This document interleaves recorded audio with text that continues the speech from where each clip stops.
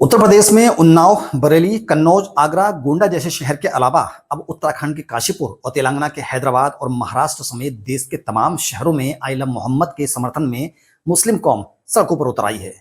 जगह जगह जुलूस निकाले जा रहे हैं। इस दौरान कई जगह पुलिस और मुस्लिम कौम के लोगों का आमना सामना भी हुआ है। यूपी के उन्नाव में जुलूस के दौरान जुलूस में शामिल लोगों का पुलिस से तीखी झड़प का मामला सामने आया। रविवार रात करीब 8:45 पर मनोहर नगर में कुछ लोग आइला मोहम्मद के समर्थन में जुलूस निकाल रहे थे। इसमें बड़ी संख्या में महिलाएं और पुरुष शामिल थे। पुलिस ने लोगों को रोकने की कोशिश की तो लोगों ने विरोध किया। पुलिस ने समझाया तो धक्का मुक्की होने लगी। लेकिन आखिर पुलिस इस जुलूस को रोक ही क्यों रही थी? किसके इशारे पर इस जुलूस को रोका जा रहा था? उधर बरेली में आइला मोहम्मद का पोस्टर हटाने को लेकर हंगामा हो गया। मुस्लिम कौम के लोग पुलिस से भिड़ गए। मौलाना तौकीर रजा की पार्टी आईएमसी के राष्ट्रीय महासचिव डॉक्टर नफीस खान के ऊपर इंस्पेक्टर को धमकी देने के आरोप लगे हैं। 19 सितंबर को जुमे की नमाज के बाद कई इलाकों में आइला मोहम्मद के पोस्टर लगाए गए। यह पोस्टर दरगाह आला हजरत के संगठन जमात रजाई मुस्तफ़ा के पदाधिकारी मोइन खान के नेतृत्व में लगाए गए थे। यह पता लगते ही 20 सितंबर की देर रात किला पुलिस ने जखीरा मोहल्ले से पोस्टर हटा दिए थे।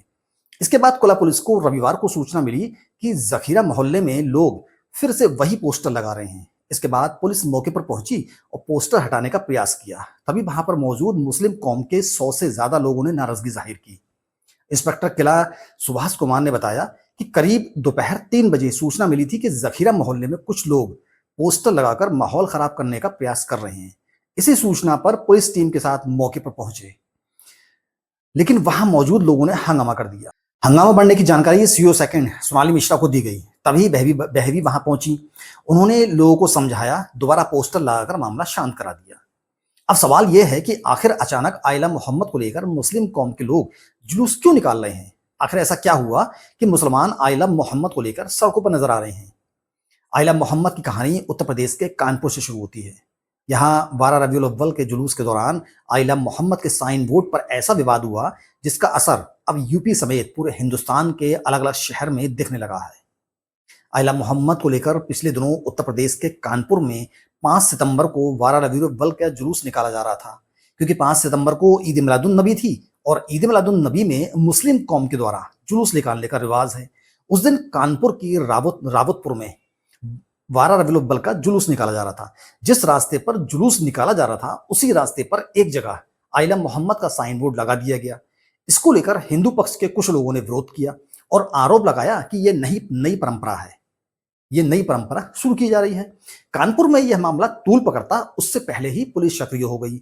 जैसे ही आइला मोहम्मद साइन बोर्ड को लेकर विवाद शुरू हुआ, पुलिस मौके पर पहुंच गई और दोनों पक्षों में समझौता करवा दिया गया।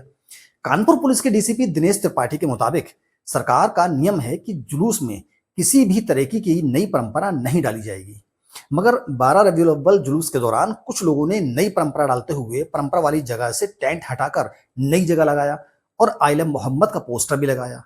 डीसीपी दिनेश त्रिपाठी के मुताबिक पुलिस ने मौके पर पहुंचकर विवाद का खात्मा किया और पुरानी परंपरा वाली जगह पर ही टेंट लगा दिया और साइन बोर्ड लगवा दिया गया। इस दौरान डीसीपी ने साफ किया कि आइला मोहम्मद को लेकर कोई भी केस दर्ज नहीं किया गया है। इसी बीच कानपुर में मुस्लिम पक्ष ने आरोप लगाया कि उनके साइन बोर्ड फाड़ दिए गए हैं। उधर हिंदू पक्ष ने आरोप लगाया कि मुस्लिम पक्ष के जुलूस में शामिल लोगों ने उनके धार्मिक पोस्टर फाड़े हैं। वैसे पुलिस के बीच बचाव के बाद ऐसा लगने लगा था कि मामला अब शांत हो गया है, लेकिन तभी एक नई घटना सामने आ गई। एक कहावत है ना कि खुद के पैर पर कुल्हाड़ी मारना, इस केस में भी बिल्कुल ऐसा ही हुआ। पुलिस ने 9 सितंबर को 2 दर्जन से ज्यादा मुस्लिम पक्ष के लोगों पर एफआईआर दर्ज कर दी। पीटीआई की रिपोर्ट के मुताबिक यह केस 12 रबीउल अव्वल जुलूस के दौरान आई लव मोहम्मद के नाम के बोर्ड बनाकर नई परंपरा शुरू करने और सांप्रदायिक सौहार्द बिगाड़ने के लिए दर्ज किया गया। 15 सितंबर को एआईएमआईएम चीफ और सांसद असदुद्दीन ओवैसी ने एक एक्स पोस्ट को कोट करते हुए पोस्ट लिखी। इसमें उन्होंने कानपुर पुलिस को टैग करते हुए लिखा कि आइला मोहम्मद कहना जुर्म नहीं है, अगर है तो इसकी हर सजा मंजूर है।